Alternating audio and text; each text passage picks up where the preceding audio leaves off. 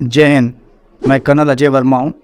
जैसा कि last video में मैं आपको बताया था कि एसएसबी के 3 मूल मंत्र जो कि मनसा, वच्छा और कर्मणा हैं, जिनके कारण हम एसएसबी को क्रैक कर सकते हैं, वो बहुत ही अनिवार्य है। आज मैं आपको बताऊंगा कि एसएसबी में क्या होता है, जो एसएसबी का करिकुलम है उसमें क्या स्टेजेस होती हैं और उनको कैसे पार करना है। एसएसबी को मूलतः 2 स्टेजेस में बांटा गया है। एक स्टेज है स्टेज 1 जो स्क्रीनिंग इन के लिए जानी जाती है, और एक उसके अलावा एक स्टेज 2 है जब आप स्क्रीन इन हो जाते हैं। अगर आपकी स्क्रीन इन हो जाती है फर्स्ट स्टेज, तो आप स्टेज 2 में मूव करते हैं। तो स्क्रीन इन के लिए आपको क्या करना होगा? स्क्रीन इन में आपके पास आपका आईक्यू टेस्ट होता है और आपका ईक्यू टेस्ट होता है। आईक्यू होता है इंटेलिजेंट क्वोशिएंट, आप कितने इंटेलिजेंट हैं। अगर सोसाइटी को देखा जाए तो 3 भागों में बांटा गया है। एक सबसे ऊपर वाला भाग जो आता है वो रिसर्च एंड डेवलपमेंट या साइंटिस्ट लोगों के लिए माना गया है। सेकंड में आते हैं आपके आईएएस, पीसीएस, डिफेंस ऑफिसर्स वगैरह वगैरह, और लास्ट में बाकी जो थर्ड कैटेगरी है वो बाकी जॉब्स के लिए है। तो we will only target at the centre bracket, जहाँ पर आपका आईक्यू अगर आपका सेंटर ब्रैकेट में फिक्स हो रहा है तो आप डिफेंस के लिए फिट हैं। आईक्यू में 2 तरीके की टेस्टिंग होती है, एक वर्बल और एक नॉन वर्बल। वर्बल मतलब मैं आपको बताऊंगा like Mohan please add 3 and 5, तो आई एम टेलिंग यू कि 3 और 5 को लेकर आपको ऐड करना है। I am clearly spelling out the problem to you and what is to be done with those numbers. दूसरा है non verbal, wherein I am only indicating you. I am not telling you what is to be done in that. It is a trend analysis and then you're answering. Like we have a series called 1, 3, 5, 7. What names? So it's very clear, it is 9. So I am just indicating you. I am not telling you what is to be done with that.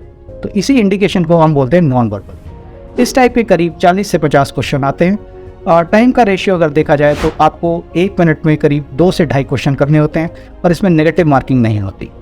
तो good part is that there is no negative marking, आप सारे के सारे question attempt कर सकते हैं। आपका IQ test होने के बाद सेकंड स्टेज आती है ईक्यू। ईक्यू होता है इमोशनल क्वेश्चन। आप अपने इमोशंस को किस तरह से दूसरे को समझाते हैं और दूसरे के इमोशंस को किस तरह से समझते हैं, इसी का एक टेस्ट होता है, जिसमें आपको टेस्ट का नाम होता है PPNDT, जिसमें बोलते हैं picture perception and discussion test. It has picture, एक पिक्चर दिखाई जाती है आपको, एक ब्लर पिक्चर दिखाई जाती है। परसेप्शन का मतलब होता है परसीव करना, आपका बिलीफ सिस्टम क्या है। आप जैसे किसी रोड पे जा रहे हैं और रोड पे धुंध है और आपकी विजिबिलिटी सिर्फ 5 मीटर है वहाँ, तो आप क्या करेंगे?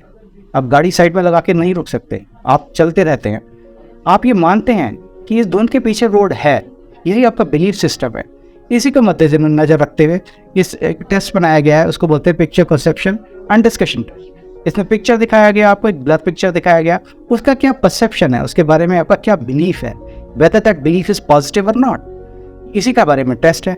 और जब भी आप लिख लेते हैं पिक्चर के ऊपर, एक स्टोरी लिखना होता है आपको 4 मिनट में, तो उसके बाद एक डिस्कशन होता है ग्रुप में, और फिर आपको एक कॉमन स्टोरी देना होता है।